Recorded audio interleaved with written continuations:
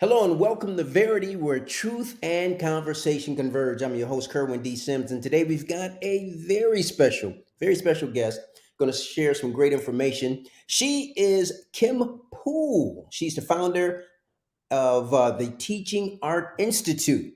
And Kim, welcome to Verity. Thank you for joining us.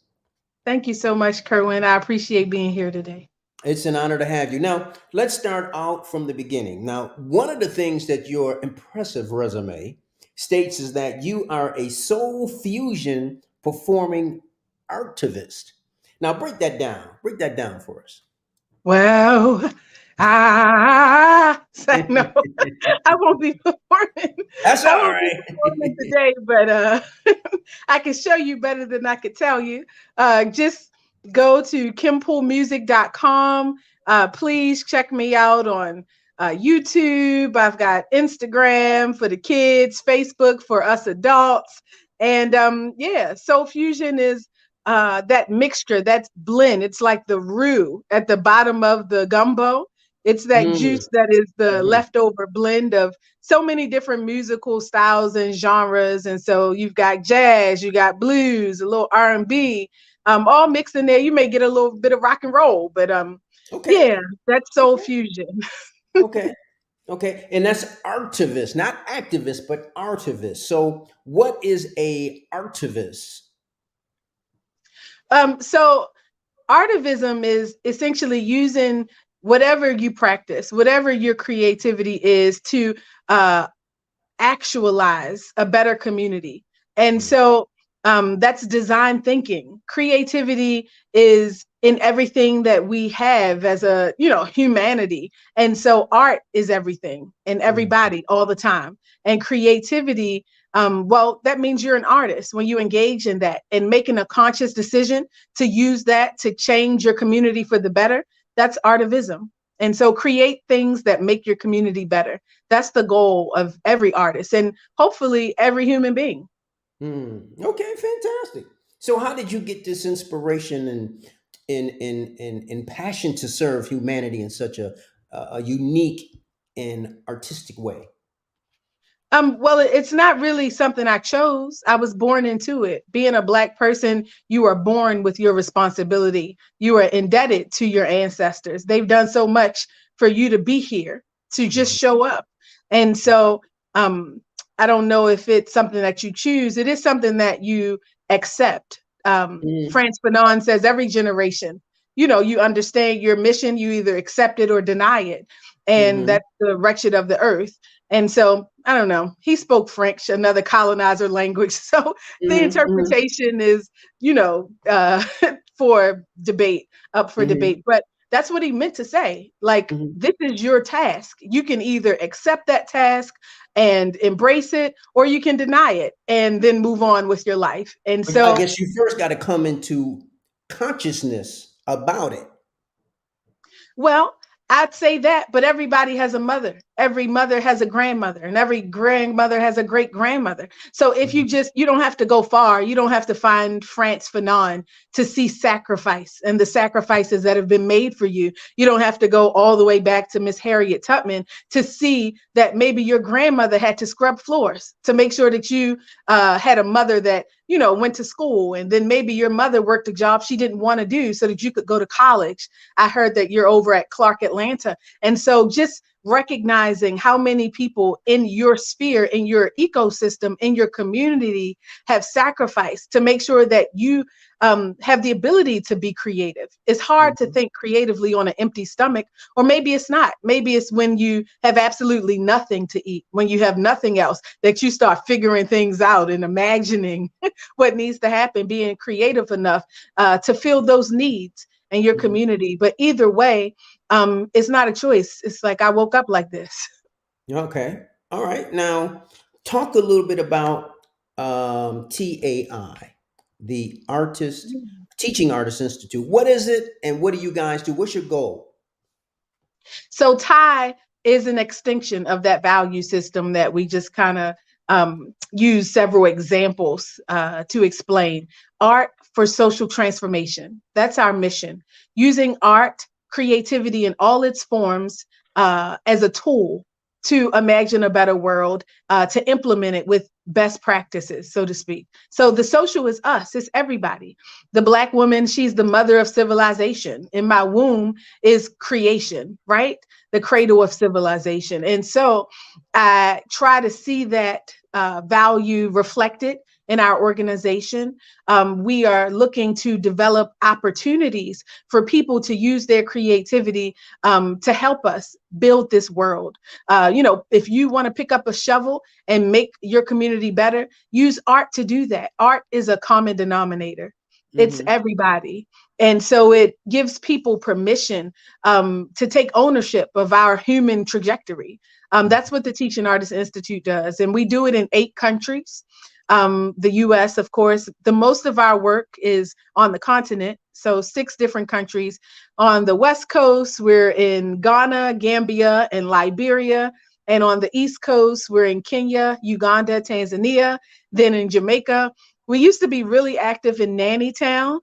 You may be familiar with Nanny of the Maroon community, but many of our artists, teaching artists there, they moved to the US. So we're not as active there now. And so then we're also here in the States, in Baltimore, where I'm based, the DMV, DC, Maryland, and Virginia, North Carolina, where my people come from, and then in Ohio. So we've done quite a bit in the past 7 years, and we still have a long way to go too. Yeah, because you don't have any roots here in Atlanta. You don't have an established chapter in Atlanta, do you? I didn't hear Atlanta. You know, We don't. it's a lot of artists here in Atlanta. It's huge, Mecca. Indeed. Atlanta. Atlanta is the Mecca for sure. Yeah, Um, you got to have big, big money to come play down in Atlanta with Tyler Perry. But they don't need we're a lot of looking. money. We're building the network. So with Mm, our excursions and the opportunities that we curate, we do come through Atlanta. okay, So we borrow from the symbolic landscape, the narrative, the stories, okay. and we're looking for that small army of artists that want to help us in our, vision to bring art as a tool for societal development. And so please connect us. Tie up, And there are a tie lot of tight. our viewers that probably want to know when are you guys coming to Atlanta for your next event, or when you going to be here in the area the next time? So one of the things we do with the Teaching Artists Institute is we take history off the page. We use our art to make history come alive and bring about living history, right?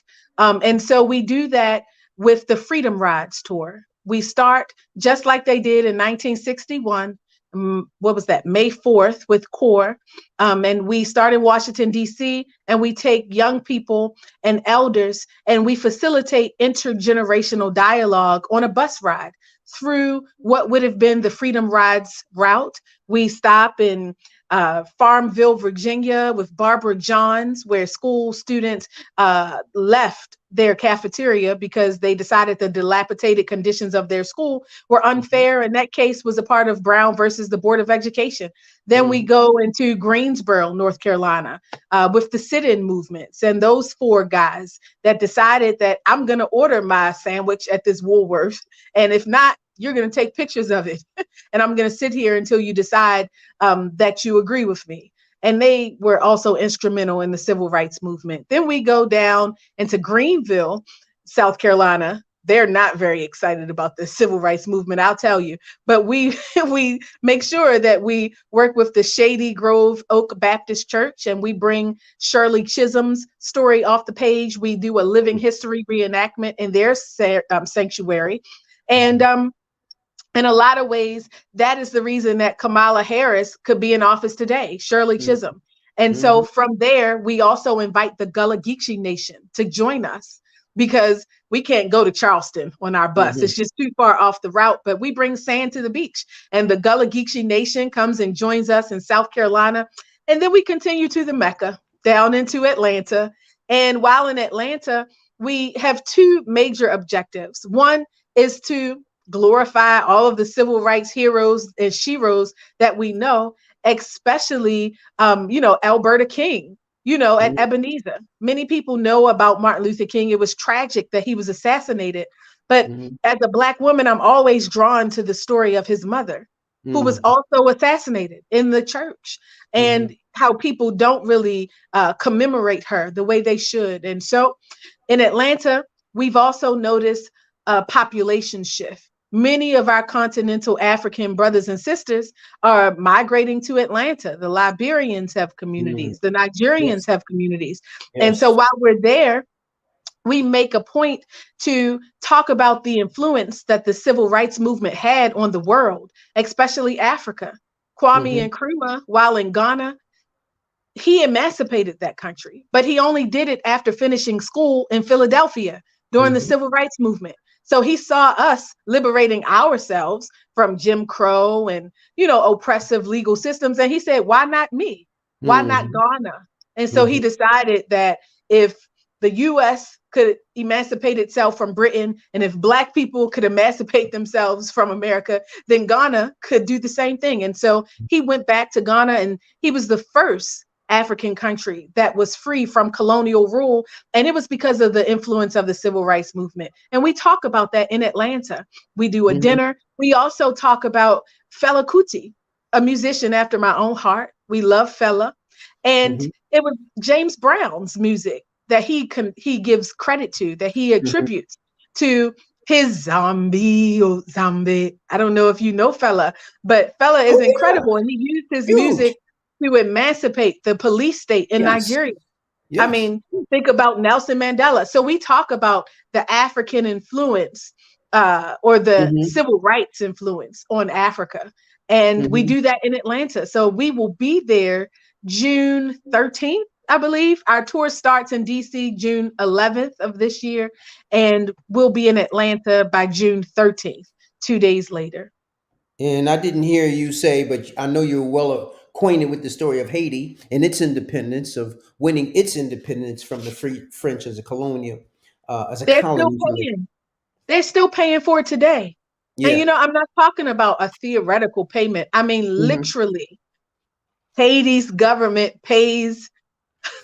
I mean, can you imagine that they are paying French bills today, Mm-hmm. 2023? I Mm-hmm. think that they want them to pay forever for empowering Black people everywhere. How Mm-hmm. dare you Mm-hmm. emancipate yourself? You're And right. so And yeah, we inspire don't. millions of people around the world. Right. The That's audacity of you. yeah. But yeah, we don't have a stop for Haiti, that we acknowledge Haiti on our civil rights trail. Yeah. But we're very much inclusive of the global African narrative and the importance of taking history off the page and making it Mhm. relevant to young artists and activists today. And that's that's so impactful, and we're just about out of time. But I have to say I had an opportunity to actually meet Shirley Chisholm. Wow. I was on a plane. We were both flying into Buffalo, my hometown, and she was on the plane, and everybody was just, how you're on a plane, man. You just sleepy and just you ain't looking your best, And I was like diagonally across, and she was not a hair out of place, just as polished, just as articulate.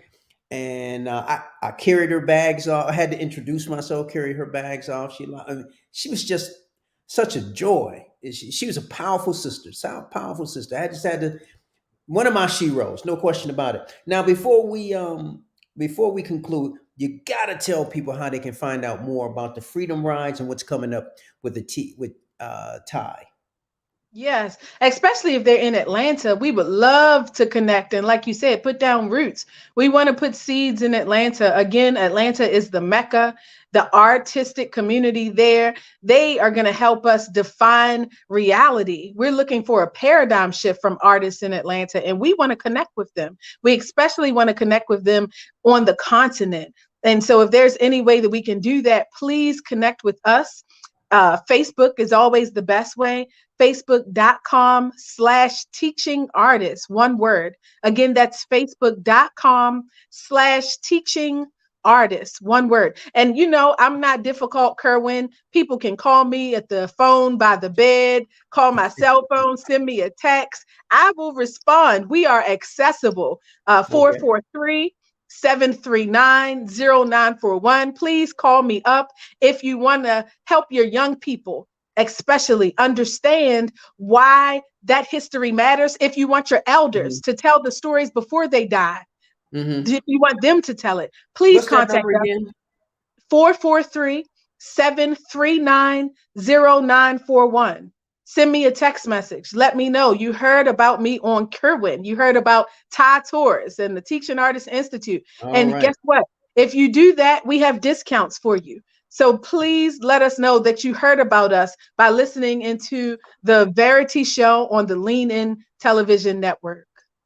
All right. Kim Poole, founder, Teaching Artists Institute. It's been a Yeah. pleasure to have you. Thank you for joining us. Thank you for the awesome information and for the great work that you're doing. Much love to you and continued success, my sister. Thank you. Peace and blessings.